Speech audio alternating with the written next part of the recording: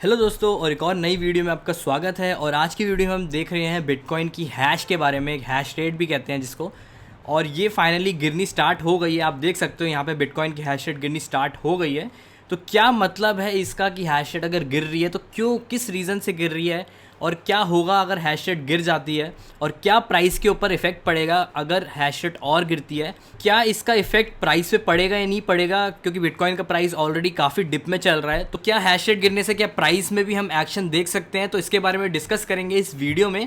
और मैं आपको समझाने की कोशिश करूँगा कि क्या होती है हैश रेट, और कैसे यहाँ पे माइनर लोग कैसे काम करते हैं, और क्यों हैश रेट गिरी, इसके बारे में हम डिस्कस करेंगे। तो अगर आप चैनल पे नए और अगर आपको क्रिप्टो करेंसी रिलेटेड कंटेंट और वीडियोस अच्छी लगती है तो मेक श्योर इस वीडियो को लाइक कर दो और चैनल को सब्सक्राइब कर दो, क्योंकि हम ऐसी आपके लिए वीडियोस लाते रहते हैं। और यहाँ पे जाके आप रेड बटन दबा दो और यहाँ पे बेल नोटिफिकेशन को ऑल कर दो, जिससे जब भी हमारी नई वीडियो आती है वो आपको टाइमली मिलती रहे। तो ये स्टेप ज़रूर कर देना। अब चलते हैं वीडियो के ऊपर और समझते हैं कि हैश रेट क्यों आखिर गिर रही है। आप देख सकते हो कि बिटकॉइन की टोटल हैश रेट अगर आप जाके देखोगे, इसके लिंक मैं आपको डिस्क्रिप्शन में डाल दूंगा, तो आप देखोगे कि यहाँ से ओवरऑल यहाँ पे हमारी जो हैश रेट है वो गिरनी स्टार्ट हो गई है, जो कि टॉप में हमारी गई थी अराउंड 180 मिलियन। यहाँ पे हैश चली गई थी अराउंड मई के अंदर, लेकिन फाइनली यहाँ पे जून में जाके थोड़ी बहुत यहाँ पे गिरनी स्टार्ट हो गई है। आप देख सकते हो 90 मिलियन के अराउंड हो गई है, मतलब। तो यहाँ पे आप देख सकते हो ऑलमोस्ट आधी पहुँच गई है यहाँ पे हैश रेट, ठीक है, ऑलमोस्ट आधी पहुँच गई है। और अगर आप न्यूज़ में भी देखोगे तो न्यूज़ में भी कई सारी यहाँ पे न्यूज़ आ रही हैं, और यहाँ पे आप न्यूज़ भी पढ़ सकते हो कि ऑलमोस्ट 50% तक यहाँ पे हैश रेट गिर चुकी है बिटकॉइन। तो क्या होगा, इसका मतलब क्या है। तो सबसे पहले हम समझते हैं कि बिटकॉइन की हैश रेट गिरी क्यों। तो यहाँ पे आप देख सकते हो कि बिटकॉइन की हैश रेट जो एक चाइना में क्रैकडाउन जो लगा था बिटकॉइन के ऊपर, क्योंकि हमें पता है चाइना एक तरीके से कहीं ना कहीं क्रिप्टो करेंसी के अगेंस्ट है। और उनने ज़्यादातर जो माइनर्स होते हैं, जो भी बड़े बड़े बिटकॉइन के माइनर हैं, वो ज़्यादातर चाइना में है, यूएस में है और रशिया में है। और चाइना एक बहुत बड़ा पार्ट लेता है माइनिंग के अंदर बिटकॉइन की। तो वहाँ पे कुछ ना कुछ वहाँ पे रूल्स रेगुलेशन बने थे, जिससे हमें वीडियो निकल के आई थी कि चाइना में कई सारे जो माइनर्स हैं वो बंद होते जा रहे हैं। और अगर आप इसको पढ़ोगे भी, आर्टिकल वगैरह पढ़ सकते हो जो रिसेंटली आ रहे थे बिटकॉइन के ऊपर, और आप देख सकते हो कि उससे काफ़ी इफेक्ट पड़ा और हैश रेट फाइनली जाके गिरने लग गई, क्योंकि वहाँ के जो कई बड़े बड़े माइनर्स हैं वो यहाँ पे अपना माइनिंग बंद करना स्टार्ट कर दिया उन लोगों ने। और कोई कोई बड़े बड़े जो माइनर हैं वो अपने शिफ्ट भी करने लग गए, दूसरी कंट्रीज़ में जाने लग गए। लेकिन हमने देखा फाइनली अभी बिटकॉइन की हैश रेट अभी कितनी स्टार्ट हो गई है ना। समझते हैं कि कई लोगों को यहाँ पे समझ में नहीं आएगा कि माइनिंग क्या होती है और हैश रेट्स क्या होते हैं, तो मैं आपको एक क्विकली समझा देता हूँ जिससे आपको समझ में आ जाए। तो यहाँ मैंने कुछ फ़ोटोज़ यहाँ पे ली हैं, तो यहाँ पे आप समझने की कोशिश करते हैं कि कैसे बिटकॉइन की माइनर्स क्या करते हैं और कैसे हैश रेट बनती है। तो यहाँ पे आप देख सकते हो कि अगर यहाँ पे मैं अगर बिटकॉइन या फिर कोई भी क्रिप्टो करेंसी भेजता हूँ, तो जैसे कि अगर हम बैंक यूज़ करते हैं, नॉर्मल बैंक यूज़ करते हैं, तो बैंक्स में क्या होता है कि हम कुछ बैंक टू बैंक अगर ट्रांसफ़र करते हैं तो बैंक हमारे लिए वो ट्रांसफ़र करती है। लेकिन क्रिप्टो करेंसी में थोड़ा अलग रहता है। अगर हम क्रिप्टो करेंसी किसी एक पर्सन से दूसरे पर्सन को भेज रहे हैं, तो बीच में जो उनको वेरीफाई करता है वो होता है माइनर, क्योंकि वेरिफिकेशन जो क्रिप्टो करेंसी हमने भेजी है वो एक इंपॉर्टेंट स्टेप है। तो जो माइनर होते हैं उनको कुछ काम करना पड़ता है, कुछ वर्क करना पड़ता है अपने ब्लॉक्स को ऐड करने में ब्लॉकचेन में, तो उनको कुछ रिवॉर्ड मिलता है। आप देख सकते हो यहाँ पे कि माइनिंग फ़ीस उनको कुछ मिलती है। और उसके बाद यहाँ पे जो हैश रेट निकलती है, मतलब जितनी भी कंप्यूटेशन पावर माइनर लगाते हैं, अपनी मशीन्स लगाते हैं, जितनी ज़्यादा महंगी मशीन होंगी उतनी ज़्यादा हैश रेट उसकी बनती है। तो यहाँ पे मैं एक दूसरा डायग्राम से आपको एक्सप्लेन करना चाहता हूँ। तो यहाँ पे आप देख सकते हो कि पर्सन ए पर्सन बी को यहाँ पे कुछ पैसे भेजता है, तो एक तरीके से वो ब्लॉकचेन के अंदर होती है। तो यहाँ पे आप देख सकते हो एक ब्लॉक क्रिएट होता है, और ब्लॉक फाइनली जाके माइनर लोग, आप देख सकते हो यहाँ पे साइड में माइनर लोग हैं, वो जाके इसको वेरीफाई करते हैं। और माइनिंग की एक प्रोसेस होता है। और यहाँ पे अगर आप देखोगे तो माइनिंग का जो प्रोसेस होता है, वेरिफिकेशन का प्रोसेस रहता है, नया ब्लॉक यहाँ पे ऐड हो जाता है, और उस ब्लॉक को माइन करने के, मतलब उस ब्लॉक को ऐड करने के यहाँ पे माइनर्स को कुछ रिवॉर्ड मिलता है। करेंटली बिटकॉइन में आई थिंक 6.25 अभी बिटकॉइन चल रहा है पर ब्लॉक को माइन करने के लिए। 6.25 बिटकॉइन तक यहाँ पे मिलता है एक को माइन करने के लिए। और यहाँ पे फाइनली जैसी ब्लॉक ऐड हो जाता है तो आपकी जो ट्रांजेक्शन होती है वो वेरीफाई हो जाती है। तो अभी हाल्विंग के बारे में समझते हैं कि अगर आपको पता होगा हाल्विंग के बारे में, नहीं पता होगा तो मैं आपको बता देता हूँ कि हर साल जो भी रिवॉर्ड होता है वो गिरता रहता है, मतलब हाफ होता रहता है। 2009 में जब बिटकॉइन लॉन्च हुआ था, मतलब उसके अराउंड जब लॉन्च हुआ था, तो 50 बिटकॉइंस तक यहाँ पे मिलते थे यहाँ पे। और पहली हाल्विंग में यहाँ पे डिक्रीज़ होके 2012 में हुआ था, उसके बाद यहाँ पे 25 बिटकॉइंस हो गए थे, और फिर आधे हो गए। मतलब हर 4 साल में ये आधे आधे होते रहते हैं जो भी रिवॉर्ड होता है। जैसे मैंने आपको बताया कि हर ब्लॉक को ऐड करने में कुछ रिवॉर्ड मिलता है माइनर्स को, तो यहाँ पे जो रिवॉर्ड होता है वो कम होता जाता है। तो यहाँ पे आप देख सकते हो कि फिर 25 मिले, फिर 12.5 बिटकॉइन मिले, और अब करेंटली 6.25 मिलेंगे। तो अगले जो 2024 में जो हाल्विंग होगी उसमें इसका आधा हो जाएगा, ठीक है। तो मतलब 3 पॉइंट कुछ यहाँ पे उनको बिटकॉइंस मिलेंगे। ओके, तो हमने समझ लिया कि कैसे यहाँ पे ब्लॉकचेन काम करती है और कैसे माइनर्स काम करते हैं। तो यहाँ पे बेसिकली माइनर एक तरीके से काम क्या करते हैं कि बीच में जो वेरिफिकेशन करते हैं वो माइनर लोग करते हैं। तो यहाँ पे जो चाइना में भी क्रैकडाउन लगा है उसकी वजह से कई सारे माइनर्स यहाँ पे बंद करना स्टार्ट कर गए हैं। तो यहाँ पे आप देख सकते हो कि जो टोटल हैश रेट है वो काफ़ी गिरी है इस महीने में, तो आप इस चार्ट को जाके देख सकते हो।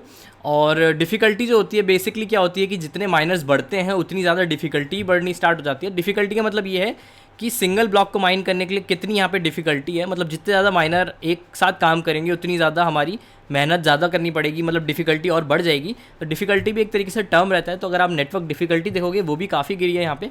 तो मैं अगर नेटवर्क डिफ़िकल्टी दिखाता हूँ तो जैसे आप देख सकते हो कि माइनर भी कम हुए तो डिफ़िकल्टी भी कम हो गई है। तो डिफ़िकल्टी का मतलब ये है कि जो माइनर्स हैं वो काफ़ी कम हो गए हैं और डिफ़िकल्टी भी नेटवर्क की काफ़ी गिर गई है। लेकिन अब समझते हैं कि क्या इसका इफ़ेक्ट पड़ेगा अगर हैश रेट गिरती है, तो अगर और गिरती है तो क्या इफ़ेक्ट पड़ेगा। तो बेसिकली जो हैश रेट होता है उसका इफेक्ट प्राइस पे ज़्यादा नहीं पड़ता है। अगर आप पास्ट में भी जाके देखोगे ओवरऑल होता क्या है कि क्यों हमें कंसर्न करना चाहिए या नहीं करना चाहिए। तो यहाँ पे जो पास्ट अगर हम डेटा उठा के देखते हैं तो हैश रेट से जो एक्शन होता है बिटकॉइन के प्राइस पे जो एक्शन होता है वो ज़्यादा नहीं पड़ता है। हमने देखा है छोटे मोटे प्राइस चेंजेस पे होता रहता है, क्योंकि जब भी प्राइस गिरता है तो कई सारे लोग अपना माइनिंग बंद कर देते हैं जो छोटे माइनर्स होते हैं, लेकिन बड़े माइनर्स कंटिन्यू रखते हैं। तो ओवरऑल ज़्यादा इफेक्ट नहीं पड़ता है प्राइस के ऊपर अगर डिफ़िकल्टी अगर कम ज़्यादा होती है। लेकिन मेन कंसर्न यहाँ पे पड़ता है बिटकॉइन की डिफ़िकल्टी पे कि बिटकॉइन की सिक्योरिटी कितनी है। देखो जितनी ज़्यादा यहाँ पे हैश रेट बढ़ेगी उतनी ज़्यादा यहाँ पे बिटकॉइन का जो नेटवर्क होगा वो ज़्यादा स्ट्रांग हो जाएगा, क्योंकि वहाँ पे जो माइनर्स होंगे वो कई सारे हो जाएंगे। अगर आप नीचे पढ़ोगे भी तो यहाँ पे दिखा हुआ है the bitcoin hash rate is the key to the security metric. मतलब जितनी ज़्यादा यहाँ पे हैश रेट बढ़ेगी उतनी ज़्यादा हमारा जो नेटवर्क है वो ज़्यादा सिक्योर हो जाएगा, क्योंकि एक डिसेंट्रलाइज नेटवर्क के लिए ज़रूरी है कि हैश रेट काफ़ी ज़्यादा रहे, ठीक है। और अगर हैश रेट कम हो जाती है तो एक आसान वो बन जाएगा कि वो नेटवर्क काफ़ी आसानी से हैक हो सकता है, ठीक है। अब मैं यहाँ पे इसलिए बोल रहा हूँ क्योंकि आपने अगर नहीं पढ़ा होगा कि 51% अटैक भी होता है एक तरीके से। और अगर आप यहाँ पे डिस्ट्रीब्यूशन जाके देखोगे हैश रेट के ऊपर तो आपको दिख जाएगा कि कितना डिस्ट्रीब्यूशन हैश रेट का एक पूल ले रही है। तो यहाँ पे आप देख सकते हो कि एंड पूल है और पूल इन करके हैं। तो ये कुछ टॉप के पूल्स हैं जो नेटवर्क में पार्टिसिपेट कर रहे हैं, माइनिंग में पार्टिसिपेट कर रहे हैं। तो ये एक तरीके से जो ग्राफ होता है अगर 51% मतलब आधे ग्राफ से ज़्यादा अगर किसी माइनर ने उसको ऑब्टेन कर लिया बिटकॉइन के हैश रेट को, तो वो पूरे नेटवर्क को कंट्रोल कर सकता है। इसीलिए हमें एक डिस्ट्रीब्यूटेड नेटवर्क की ज़रूरत पड़ती है। ज़्यादा से ज़्यादा जितनी हैश रेट बढ़ती रहेगी उतना ज़्यादा एक हमारा नेटवर्क सिक्योर बनता है। तो अगर यहाँ पे अगर बिटकॉइन की हैश रेट और गिरती है तो हमारे एक कंसर्न बन जाएगा सिक्योरिटी के ऊपर बिटकॉइन की, कि बिटकॉइन की जो सिक्योर नेटवर्क है वो आसानी से कुछ भी हो सकता है उसके ऊपर। लेकिन मुझे नहीं लगता कि बिटकॉइन इतनी जल्दी इतनी प्रॉब्लम में जाएगा। अभी जैसे कई सारे माइनर्स ने अभी माइनिंग ऑफ कर दिया तो वो जल्दी ही स्टार्ट करेंगे। हो सकता है किसी और कंट्री में जाके स्टार्ट करें, लेकिन जल्दी अपना बिटकॉइन की जो माइनिंग है वो स्टार्ट कर देंगे और हैश रेट बढ़नी स्टार्ट हो जाएगी, ठीक है ना। अब बात करते हैं प्राइस के ऊपर। तो जैसे मैंने आपको बताया तो प्राइस पे ज़्यादा इफेक्ट नहीं पड़ता है बिटकॉइन के। थोड़ा जैसे मीडिया वगैरह थोड़ा फर्ड फैलाती है इसके ऊपर, तो उसके वजह से थोड़ा बहुत प्राइस में एक्शन हमें देखने को मिलता है, लेकिन ज़्यादा इफेक्ट नहीं पड़ता। अगर इनफैक्ट मैं आपको दिखाता हूँ तो यहाँ पे अगर मैं चार्ट्स में दिखाऊँ 3 इयर्स का दिखाता हूँ तो यहाँ पे आपने देखा पिछले साल जो हैश रेट है काफ़ी यहाँ पे गिरी थी अक्टूबर के टाइम। तो यहाँ पे अक्टूबर के टाइम मैं आपको बताता हूँ, तो अक्टूबर के टाइम बिटकॉइन का प्राइस फाइनली बढ़ना स्टार्ट हो गया था। तो जैसे मैंने आपको बताया था कि बिटकॉइन का प्राइस जैसे ही ऊपर जाता है तो कुछ माइनर्स जो होते हैं अपना बंद कर देते हैं अपनी माइनिंग, अपना प्रॉफिट निकाल के निकल जाते हैं, क्योंकि माइनिंग की डिफिकल्टी बढ़नी स्टार्ट हो जाती है और लोग ज्वाइन करने लग जाते हैं नेटवर्क। तो आप यहाँ पे देख सकते हो टोटल हैश रेट में थोड़ा हमने करेक्शन देखा था, लेकिन अगर आप प्राइस पे जाके देखोगे तो यहाँ पे आप देख सकते हो कि अक्टूबर में जो है प्राइस बढ़ना यहाँ से स्टार्ट हो गया था, ठीक है। तो अगर आप देखोगे नवंबर अक्टूबर तो यहाँ पे आप देख सकते हो कि बिटकॉइन 13,000 से ऊपर चला गया था और धीरे धीरे बढ़ना स्टार्ट हो गया था। तो प्राइस इसके ऑपोजिट ही गया था, मतलब प्राइस कम नहीं हुआ था। तो बिटकॉइन का प्राइस इस पर इफेक्ट नहीं पड़ता है, माइनिंग की हैश रेट पर ज़्यादा इफेक्ट नहीं पड़ता है, लेकिन जो सिक्योरिटी होती है, जो ब्लॉकचेन की सिक्योरिटी होती है, मेन सिक्योरिटी होती है, उसके ऊपर इफेक्ट पड़ेगा।